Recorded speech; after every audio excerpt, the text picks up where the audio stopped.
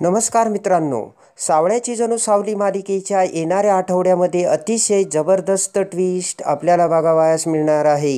आणि आत्तापर्यंत सावली ही गाणे गात असल्याचे सत्य सारंग समोर लपलेले असताना आता सारंग हा जेव्हा आता सावली गावाला जाते तेव्हा आता सावलीला सरप्राईज देण्यासाठी आता सारंग जेव्हा आता सावलीच्या गावी येतो आणि त्याच वेळेस इकडे गावी आलेली सावली जेव्हा आता रात्री एकनाथराव आणि सगळ्या गावकऱ्यांसमोर भजन गात असते तेव्हा आता तो सावली गात असल्याच्या भयानक सत्याचा नजारा बघून सारंगला सावली गाणे गात असल्याचे सत्य आणि सावलीच्या गोड गळ्याचे सत्य समोर येऊन सावलीचा आवाज तारापेक्षा सुंदर आणि गोड असल्याचे सत्य जेव्हा सारंग समोर येते तेव्हा आता सारंग काय करणार, कोणता निर्णय घेणार, हे सगळं या व्हिडिओमध्ये आपल्याला बघावयास मिळणार आहे.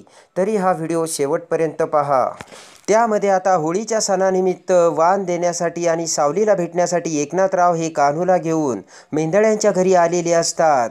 मोठ्या प्रेमाने सावलीला भेटल्यानंतर आता सारंगला देखील 2 दिवस गावी येण्यासाठी आता एकनाथरावांनी निमंत्रण दिलेले असते. पण आता सावलीला गावी जायचं असतं हे आता सारंगला समजतं आणि सारंगने आता सावलीला गावी जाण्यासाठी 2 दिवसाची परवानगी दिलेली असते. आता सावलीसुद्धा खूप खुश झालेली असते. आणि सारंग सरांनी आपल्याला आता गावी होळीला जाण्यासाठी 2 दिवसाची परवानगी दिल्यानंतर सावली आता तिचं सगळं आवरू लागते. इकडे आता सावली 2 दिवस आपल्यापासून जाणार यामुळे सारंगला आता करमत नसतं. पण तरीही आता सावलीसाठी त्याने 2 दिवसाची परवानगी दिलेली असते. आणि इकडे आता सावली ही तिचं सगळं आवरून जाऊ लागते. तर आता सारंगने बबलूला सावलीला सोडून येण्यासाठी सांगितलेले असते आणि त्याच वेळेस सारंगचे सावलीवरचे प्रेम तिलोत्तमासमोर आलेले असते आणि बबलू आता सावलीला गावी घेऊन जातो. तर त्याच वेळेस इकडे आता सारंगला मात्र करमत नसते. जिकडे तिकडे आता सावलीची आठवण सारंगला सतावत असते आणि त्याच वेळेस आता सावलीने सारंगला गोळ्या कशा घ्यायच्या, त्याचा डोस कसा घ्यायचा हे सगळं चिठ्ठीत लिहून ठेवलेलं असतं. आणि आता इकडे सारंग अतिशय बेचैन झालेला असतो आणि प्रत्येक वेळेला आता थोडा वेळ होताच सारंग पुन्हा सावलीला फोन करत असतो. सावलीला आता सारंगचे 4 ते फोन येऊन गेलेले असतात.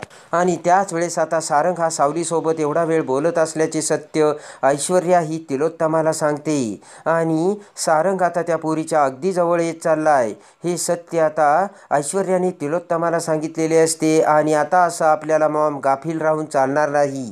काही जरी झालं तरी आपल्याला आसमीला शोधून इथे आणावंच लागेल हे सत्य आता ऐश्वर्याने तिलोत्तमाला सांगितलेले असते. आणि त्याच वेळेस आता त्यासाठी एक लिगली माणूस आपल्याला शोधायला हवा की ज्याला कोणी कुठेही अडवणार नाही आणि तो कुठेही आसमीला शोधू शकेल असा. तर त्याच वेळेस राजने आता देवाचे नाव सांगितलेले असते. देवाला कोणीही पकडू शकत नाही, तो कुठेही जाऊ शकतो आणि तो सारंगचा ब्रो आहे आणि सावली देखील त्याला आपला भाऊ मानते. तेव्हा तो नक्कीच आपलं हे काम करील आणि त्यासाठी मी त्याला पैसेसुद्धा दिलेत हे आता देवाने सांगितलेले असते. आणि त्यामुळे आता लवकरच आपली आसमी पुन्हा सापडेल हे आता ऐश्वर्या आणि तिलोत्तमाला समजून दोघीही खुश झालेल्या असतात.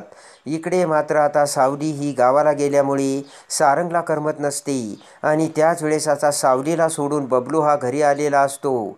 इकडे आता सगदेवाला ऐश्वर्याने सुट्टी दिलेली नसते. तेव्हा आता सगदेवाला सुद्धा गावी जायलाच हवं हे आता सारंगच्या लक्षात आलेले असते आणि त्यासाठी सारंग हा ऐश्वर्याकडे येतो. सारंग आता ऐश्वर्याला म्हणतो की सगदेवला सुट्टी का नाही दिली. तर आता ऐश्वर्या म्हणते की अरे सारंग, आत्ताच तो जॉबवरती जॉईन झाला आहे आणि एवढ्या लवकर त्याला कशी सुट्टी द्यायची. सारंग म्हणतो की अगं, गावाकडे त्याचं जाणं खूप महत्त्वाचं आहे, तेव्हा ताबडतोब त्याला ॲडव्हान्स देऊन टाक आणि त्याला सुट्टी दे. तर आता ऐश्वर्या म्हणते की अरे सारंग पण आता सारंग ऐकत नसतो आणि अखेर ऐश्वर्याला सगदेवला सुट्टी द्यावी लागते.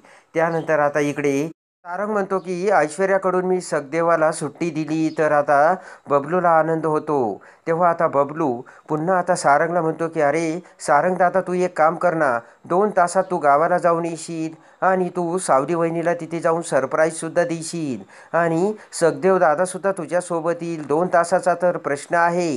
सारंग आता विचार करतो. सारंगला सावलीशिवाय करमत नसते. सारंग म्हणतो की बरोबर आहे, पहिल्यांदा तुम्ही शहाणपणाची गोष्ट सांगितली. आणि लगेच आता सारंग हा सावलीला भेटायला जायला तयार झालेला असतो. त्यामुळे आता इकडे सोहम आणि बबलूला देखील आनंद झालेला असतो आणि दोघेही विचार करतात की सारंग दादाला सावलीची आठवण यायला लागली. आणि आता सारंग पटकन त्याच्या आवरून त्याच्या कारमधून आता सावलीला सरप्राईज देण्यासाठी आता सावलीच्या गावी निघालेला असतो. इकडे आता सावली ही भागवतांच्या घरी आल्यामुळे सगळीकडे आनंदी आनंद झालेला असतो आणि त्यासाठी रात्री एकनाथरावांनी आता भजन ठेवलेले असते आणि सगळे भजन मंडळी आता रात्री भागवतांच्या घरी आलेले असतात आणि मोठ्या तालासुरात भजन सुरू करून मोठ्या तालामध्ये भजन गाण्यामध्ये आता सगळेजण दंग असतात. भजन मंडळी आता टाळ वाजवत मृदुंग वाजवत आता भजन गात असतात. तर कान्हू, जयंती, अप्पू, एकनाथराव सगळेजण आता भजन सुरू करतात. आणि आता इकडे भजन सुरू झाल्यानंतर सावली आता तिच्या गोड गळ्याने भजन गात असते आणि तेवढ्यात आता नीतीच्या मनात मात्र काहीतरी वेगळेच असते आणि सारंग त्याच्या कारमधून भागवतांच्या घरी येतो. आणि तो भागवतांच्या घरी येताच बाहेरच आता सारंगला भजनाचा आवाज येतो. सावलीचे गोड गळ्याचे आता सगळे आवाजाचे ते सत्य सारंगच्या कानी पडू लागतात. सारंग आता खूप खुश झालेला असतो आणि हे भजन कोण म्हणत असेल असा विचार आता सारंग करून पटकन सारंग आता त्या दिशेने येतो. आतमध्ये आता भागवतांच्या घरात सगळेजण भजन गाण्यात टाळ वाजवण्यात गुंग असतात. सगळेजण गुंगून गेलेले असताना दरवाजा उघडून सारंग आता आतमध्ये येतो आणि आतमध्ये येताच ते समोरचे दृश्य बघून सारंगला खूप आनंद झालेला असतो. आणि त्यानंतर मात्र सारंगचे सावलीकडे लक्ष जाते आणि सावली ही भजन गात असल्याचे सत्य आता सारंग त्याच्या डोळ्यांनी बघतो. सावली आता भजन गात असते आणि सावलीचा तो आवाज, सावलीचे ते गाणे ऐकून आता सारंग देखील खूप हरवून गेलेला असतो. आणि आता बारकाईने सारंग आता सावलीचे सगळे गाणे ऐकतो आणि सगळे गाणे ऐकल्यानंतर सारंगला अतिशय आनंद झालेला असतो. सावलीच्या गोड गळ्याचे सत्य सारंग समोर येऊन आपली सावली गाणे गाते आणि तेही सुरेख आवाजात. तारापेक्षा तारासारखाच हा आवाज असल्याचे आता सारंगने हेरलेले असते. आणि त्या क्षणी आता भजन संपतात. सारंग हा समोर असतो. तर पटकन सारंग म्हणतो की सावली, एवढं सुंदर तू गाणं गातेस. तर सगळ्यांचे लक्ष आता सारंगकडे जाते आणि आता सावलीसुद्धा सारंगला बघते.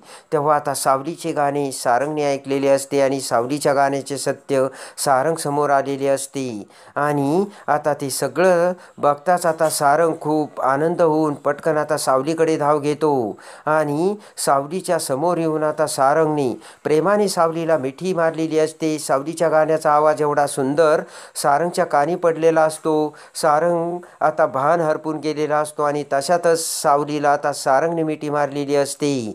आणि सावलीचे ते खरे सत्य सारंग समोर येऊन आज खरी सावलीची किंमत सारंगला समजलेली असते. आणि आता सारंग सावलीच्या तो प्रेमाचा नजारा बघून आता कान्हू, एकनाथराव सगळ्यांना देखील खूप आनंद झालेला असतो. आणि जे सारंगराव आपल्या साऊबाळाला स्वीकारायला तयार नव्हते, तेच सारंग आज आपल्या साऊबाळाचा त्यांनी स्वीकार केला आणि आपल्या साऊबाळावरती प्रेम दाखवले. यामुळे एकनाथरावांच्या डोळ्यात अश्रू आलेले असते आणि सावलीने कधीच आता सारंगला आपले बनवलेले असते. तर आता सारंग हा प्रेमाने सावलीला पुन्हा कसे गावी घेऊन जातो आणि मानाने बायकोचा अधिकार आणि हक्क देऊन सारंग कसा सावलीचा होतो हे बघण्यासाठी आणि सावळ्याची जणू सावली मालिकेच्या डेली अपडेटसाठी बेल नोटिफिकेशनवर क्लिक करून आपल्या चॅनलला लाईक करा, सबस्क्राईब करा.